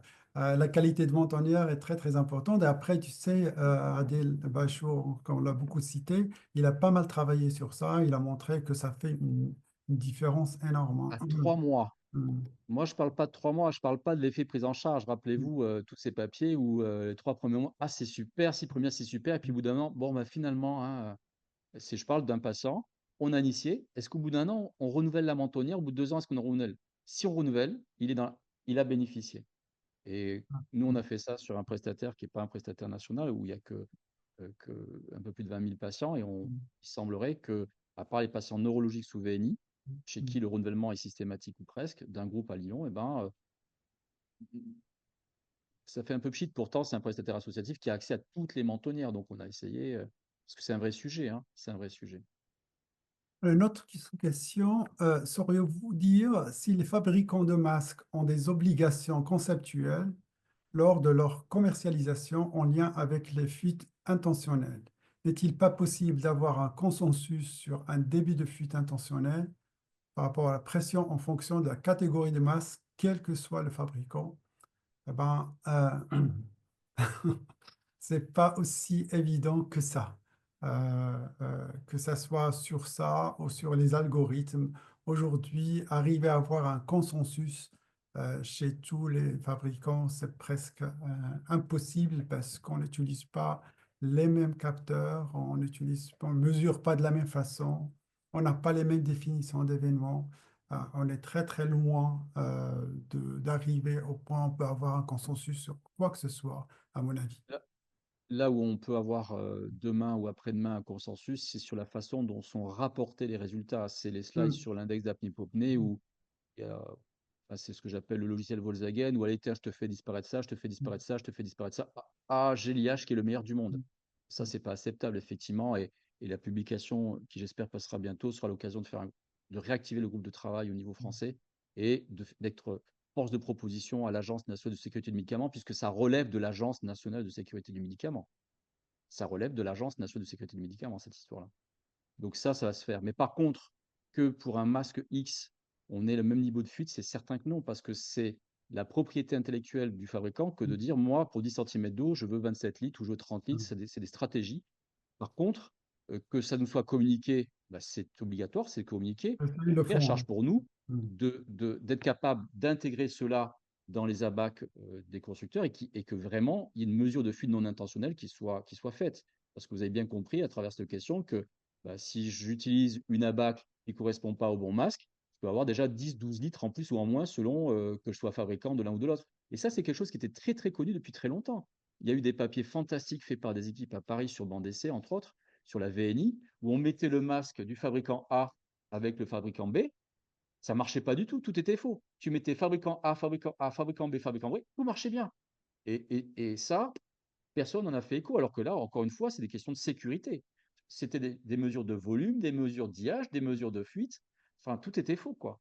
On l'a déjà, mais ça fait très longtemps qu'on le sait. Et bon, après, au bout d'un moment, quand ça deviendra bankable, qu'il y aura des changements de masque à faire, etc., tout le monde en parlera. Mais aujourd'hui, oui, il faut qu'on soit vigilant là-dessus. Il faut qu'on soit très vigilant. On a encore pas mal de questions. On va essayer de répondre à au moins deux ou trois, parce que là, on est déjà à 19h25. Le traitement en pression fixe est-il aidant pour analyser les fuites? Alors, c'est une super solution pour contrecarrer l'effet de la fuite. C'est-à-dire, et c'est d'ailleurs une solution qui est prise par certains constructeurs, au moment où ils passent à fuite au-delà des capacités technologiques de la turbine, ils se mettent en pression fixe. Et c'est très intelligent, très très intelligent. Et c'est en particulier l'équipe de ResMed qui fait ça. Donc, tu te retrouves avec un patient qui a des fuites, une machine qui devient folle par rapport aux fuites, donc il faut éviter le mode autopiloté parce que, bien entendu, tu vas te retrouver avec des variations de pression qui sont induites par des variations de fuite. Tu ne sais plus tout ce que tu fais. Donc à ce moment-là, tu détermines ta pression efficace, tu fais un contrôle polygraphique ou polysonographique, tu vérifies que tout va bien, tu mets en concordance l'index d'apnée-hypopnée rapporté le jour de ton enregistrement avec ceux que tu as mesurés. Et à partir de là, tu commences à devenir, tu es un peu plus rassuré, tu es un peu plus robuste. Si en plus le patient est mieux cliniquement, si en plus il a peu de plaintes, ça peut suffire. Oui, la pression fixe, chez les patients qui ont des fuites très importantes, ça peut être vraiment une bonne solution. Oui, oui, je pense, oui. C'est très, très juste. On a une autre question. Pensez-vous qu'il serait pertinent d'imaginer, de Rachid Zahir qui est à Toulouse, pensez-vous qu'il serait pertinent d'imaginer un algorithme de prise en charge des fuites sous forme d'un arbre décisionnel afin de guider et d'aider concrètement les intervenants à domicile dans leur pratique Eh ben, quotidienne? Si c'est oui, ce qui quels est, en seraient, selon vous, les principaux critères des étapes? C'est l'article dont tu as parlé tout à c'est l'heure. publié, c'est fait. Mm. Et c'est là où il y a vraiment un problème de communication. Mm. En Absolument. 2019, on a réuni un groupe de travail avec Arnaud Prigent et tout un tas de Mm. co-auteurs. Et on a écrit un texte avec les seuils de fuite, mais surtout les actions correctrices. Et ça, Mm. c'était l'idée d'Arnaud. Et il a été publié en 2020. 2020, Covid. Donc déjà là, tout est rouge. Ensuite, deuxième problème, un arbre de décision où on demande aux prestataires de regarder le télésuivi. Puis ensuite d'avoir des attitudes correctrices standardisées où il faut faire des Exact. Mhm. déplacements. Mais c'est pas bankable du tout, ça fait chier tout le monde cette histoire-là. Mhm. Je veux dire, le prestataire lambda, lui, il a ses petites habitudes, il veut surtout pas qu'il y ait des référentiels qui soient appliqués. Alors là, on est en train, il y a une étude qui s'appelle Téléap 1, qui a été une étude multicentrique française, on devait mettre 300 malades, il y en a 700, et on est en train d'analyser si justement l'arbre décisionnel a été respecté. Et on voit que parmi les prestataires qui étaient proactifs pour faire l'étude, il y en a qui ont participé en respectant l'arbre décisionnel et d'autres qui ont mais rien à foutre. Et Mhm. quand on voit les actions correctrices, c'est folklorique. Et donc, c'est super intéressant parce que on se rend compte que, alors qu'on est sur une étude scientifique avec des gens qui sont proactifs, ils ne respectent pas le protocole. Et ce protocole, il est tellement pas connu que ben, on est obligé de le répéter et ça devient quasiment anecdotique, quoi. Ah oui, il y a un protocole de. Et là, la preuve, c'est la question. C'est-à-dire qu'on a un problème de communication. On n'a pas été bon du tout, nous, sur la communication, c'est clair. Et Covid, oui. Et puis Mhm. après, les prestataires, ça ne les intéresse pas, quoi. Après, on l'a testé chez un prestataire dans une dizaine d'agences, d'ailleurs, à Toulouse. Je pense que Rachid n'était pas encore là. Et on a essayé de mettre en place, c'est pas aussi évident que ça. Euh, C'est très compliqué. C'est ouais, très compliqué. Par contre, une fois que c'est mis en place, ouais, moi, je peux te garantir la conclusion d'un technicien avec qui je travaille beaucoup, ça a été, ça rend le métier intéressant. Première conclusion. Et je me rappelle du jour où il me dit, Bon, il n'y a pas le protocole, mais tu veux pas qu'on lui fasse le protocole. Donc, ça veut dire que ce technicien s'était approprié les outils, qu'effectivement, il avait optimisé sa pratique professionnelle et qu'il savait ce qu'il fallait faire, comment le faire, quand le faire, et que ça le rassurait, et que ça allait bien. Et puis, c'était protocolisé. Bien entendu, il y a toujours des exceptions, mais c'était assez protocolisé. Une autre question, pour que l'on puisse apprécier correctement les données sur les logiciels, ne faudra-t-il pas porter une attention particulière à la calibration des fits de sa machine et du masque que l'on met en place? Ça, Absolument. c'est absolument vrai. Pour Euh, faire, pour faire une mesure de fuite non intentionnelle, si tu n'as pas de calibration, tu peux pas. Donc, dans la calibration, il faut se rappeler qu'il y a je rentre le nom du masque, je mesure la pression, Ginabac, c'est ce que fait la CFAM. Il y a euh, je regarde ce qui se passe lors de la pause, je pars du postulat que lors de la pause, il n'y a pas de fuite non intentionnelle, donc que je mesure une fuite globale, qui est la fuite intentionnelle. Bon, ben ça, il faut être allemand pour penser ça, hein. Moi, je suis désolé. Nous, dans le Sud, tu regardes le patient au moment où il porte son masque, c'est folklorique, hein. Tu as des patients qui ont des fuites, mais c'est impressionnant. Et puis après, l'autre, c'est moi, je suis je, et donc, c'est mon masque que vous devez mettre, et donc, j'ai mis des algorithmes pour mon masque, et le reste, je m'en fous. Et c'est une autre façon de faire. C'est une autre façon de faire. Et on ne pourra rien imposer d'un point de vue consensuel, juste recommander en disant il serait recommandé de faire une vraie mesure, etc., etc. Normalement, on devrait s'arrêter. On a encore des participants. Il y a encore 4 questions. On va répondre vite fait. On va répondre aux quatre Masque, questions. Oui. masque facial pas adapté. Je ne sais pas ce que ça veut dire. Le masque Sur un facial. masque facial pas adapté, il faut vérifier si on a un appui frontal. Et si vous n'avez pas un masque facial avec un appui frontal, passez sur un appui frontal. C'est un travail qu'on va publier, je pense, dans l'année. Ensuite, pensez au vieux masque facial. Il y a des très, très, très, très vieux masques qui sont toujours là et qui ont été mis sur le marché en 2005-2008. Il faudrait que je regarde, mais c'est 2005 ou 2008 et qui marchent très, très bien, hein. D'ailleurs, s'ils ne marchaient pas, ils seraient déjà retirés du marché, hein. L'autre question, c'est majorer la pression pour diminuer les fuites. Existe-t-il un profil de patient précis pour effectuer cette majoration? Ben, c'est tout le problème. Ce n'est que parce que nous avons fait les mesures de déterminants qu'on sait que ce patient doit réagir comme ça. Alors, moi, le technicien qui je travaille le plus souvent, de temps en temps, quand il voit que les pressions sont pas hautes et que le patient a la bouche sèche et que, il ronfle, bien entendu, il monte la pression, la bouche se ferme, etc. Mais il ne le fait pas si le patient ronfle pas, il le fait pas. Donc oui, si le patient ronfle, on sait qu'il est encore à effort, mais on peut très bien augmenter la pression que sur le ronflement, bien sûr. Et un patient qui ronfle avec la bouche sèche, ça vaut le coup de monter la pression, ouais. Et puis alors surtout, il y a une chose importante, c'est qu'on évolue vers de plus en plus des pressions basses. On Hmm. a une prévalence de l'obésité qui augmente, on a des pressions qui baissent. Après, on a des patients avec un profil non obèse, avec un profil plutôt de haute résistance sur qui 6, 7, 8, 9 cm d'eau, c'est souvent mal supporté, alors que c'est parfois des pressions qui sont nécessaires au départ pour être efficace. Et comme on a une pression basse, on n'est pas efficace et on arrête le traitement. Donc, on a tendance aujourd'hui à sous-pressuriser nos patients. Et c'est amusant parce que moi, j'ai toujours considéré que dans les années 2000, on les surpressurisait, ce qui était probablement vrai. Et aujourd'hui, je considère qu'on les sous-pressurise un peu aussi. En particulier, on met souvent des fourchettes trop basses. Ça ne veut pas dire qu'il ne fallait pas mettre une fourchette trop basse au démarrage pour avoir l'adhésion. Mais une fois qu'on a l'adhésion, il faut savoir augmenter la fourchette basse pour progressivement être plus efficace. Il faut se rappeler une dernière chose, c'est que la pression pour maintenir les voies aériennes ouvertes est plus basse Il que passe. la pression pour les ouvrir. Ça veut dire qu'on a tout intérêt à avoir une pression basse, enfin une pression minimale assez haute pour ne pas avoir à monter très haut. Et donc, c'est une forme d'économie au final. Et ça, à l'époque, quand on mettait des pressions constantes, on le savait. C'était le travail de Condos en 94. C'est des travaux qui ont maintenant 31 ans. On a tout oublié, sauf que c'est des travaux fondamentaux pour comprendre comment marche une autopilotée. C'est ce qu'on a fait avec l'algorithme de la NEA. On a évité que ça baisse trop vite pour justement ne pas avoir à remonter. Ceux qui utilisent la NEA se sont bien rendus compte que la pression de traitement en moyenne est plus basse. Mais ça, c'est simplement l'algorithme qu'on a changé. Après, ça va dépendre au fait des phénotypes de patients et des événements. Est-ce que c'est des patients qui ont des événements courts ou des événements de durée plus longue et ainsi de suite. Mm. La polygraphie sous PPC montre bien une disparition du pic expiratoire en cas d'ouverture buccale. Tu as cette expérience, Dani? Oui, on a, mais on peut avoir des cours de débit, hein. Vous avez vu que j'ai dit beaucoup de mal de la courbe de débit. Je ne dis pas que du mal de la courbe de débit. Je dis qu'il faut regarder les courbes de débit, mais après qu'il faut savoir en connaître les limites. Et c'est un outil formidable. Donc déjà vos courbes de débit sous machine, si vous avez une perte du flux expiratoire, vous pouvez le dire.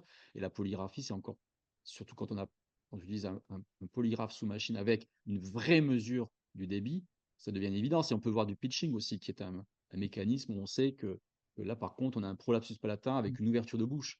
Quand on voit du pitching, on sait que le patient, il ouvre la bouche, hein, et que l'air passe par la bouche à l'expiration, hein. Que pensez-vous du masque Airfit F30? Je vois pas. N30. En F30. fait, ce que j'en pense, c'est 19h34, Ouais, il faut qu'on arrête. c'est que l'histoire est fantastique. C'est-à-dire que la petite histoire, c'est que le N30 existait avant le Dreamwear. Ça, peu de gens le savent. Et que c'est parce qu'un ingénieur est parti de l'un chez l'autre que le Dreamwear est apparu. Et que le Dreamwear a pris le reste des brevets. Et que fort du succès du brevet, l'autre concurrent a dit bah allez, on met le N30, et qui était un succès commercial.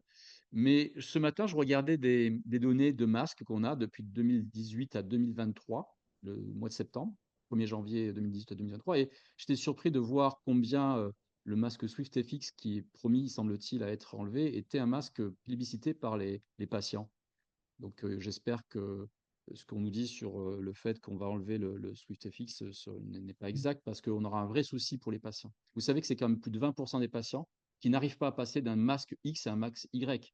Ça, c'est Adèle Bachour justement qui l'a montré. Adèle Ouais. Bachour, il a droit à 2 masques tous les 3-5 ans, appel d'offres au niveau national. Et si l'appel d'offres est remporté par un autre fabricant, il doit changer tous les masques. Et donc, il a fait des super papiers où il montre que, pourtant, c'est des Finlandais, hein, c'est des gens carrés, hein. Et ben, il y a 20% des patients qui n'y arrivent jamais à changer, à passer d'un masque nasal A à un masque nasal B, ou d'un masque facial A à un masque facial B. Donc, Peut-être, c'est plus difficile de passer d'un masque à l'autre que de passer d'une machine à l'autre parfois, hein. Une dernière question sur le masque. Pour une patiente très âgée avec le visage plutôt creusé, il y a 45 litres par minute de fuite sur un N20, se plaignant d'assèchement buccal et humidificateur en place, en la passant sur un F20, 100 litres par minute de fuite. Juste, ça montre en fait que le type de masque par rapport au phénotype de patient est extrêmement important de faire bien le matching, parce que sinon, c'est pas juste en changeant un masque qu'on va résoudre le problème de fuite. Je sais pas, qu'est-ce que tu en penses, Dani?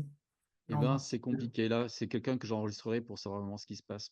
Et avec une vraie mesure des fuites, avec tout un tas de choses, parce qu'effectivement, c'est assez inhabituel. Je comprends la surprise, et ça, il faut voir vraiment comment ça se passe. Après, chez la personne âgée, il y a une chose à laquelle on pense rarement, c'est le dentier.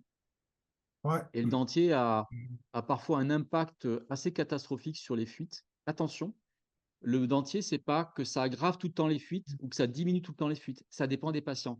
Je me rappellerai toujours au cours d'une formation il y a très longtemps, c'était Alain Didier qui avait montré une étude sur le dentier. J'étais fasciné par cette étude, et depuis, j'ai toujours été très attentif aux études sur le dentier et très très sensible à ça. Et en fait, dans mon expérience et dans ce que j'ai lu, le dentier, ça peut être d'abord, il faut demander au patient s'il dort avec le dentier ou sans le Exact. dentier, bien l'avertir sur le fait que s'il prend l'habitude de dormir avec et qu'on a fait les tests sans, ça va pas. Donc, il faut vraiment changer la technique en fonction de la présence ou pas. Parfois, ça fait pchit, hein, parfois, ça ne marche pas. Mais le plus souvent, on va avoir soit une amélioration avec le dentier, on le garde, soit au contraire, ça va moins bien, auquel cas, on dégage le dentier. Et puis après, à ce moment-là, on a défini comment devait dormir le patient. Et on refait tous ces tests. Il faut vraiment se méfier de ça chez la personne âgée. C'est la première chose auquel je penserai. Puis après, il peut y en avoir plein d'autres, hein.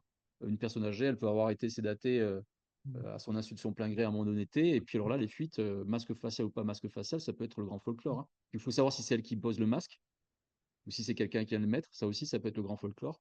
Et la personne âgée, c'est une personne vulnérable, et c'est pas simple, hein, des fois. C'est vraiment pas simple, hein. Et quand les patients, quand le patient dort sans dentier, vraiment, le masque nasal ne marche pas quand on dort avec son dentier, hein. Il faut éviter le masque nasal chez un patient qui dort toutes les nuits sans dentier. Eh ben, on va conclure, je pense. On a répondu à toutes les questions. On a vraiment bien débordé, mais il y avait beaucoup de questions. Merci beaucoup à tous les fidèles qui sont restés. On est presque 90 personnes qui sont restées. C'est très bien. Merci beaucoup. Merci, Dani.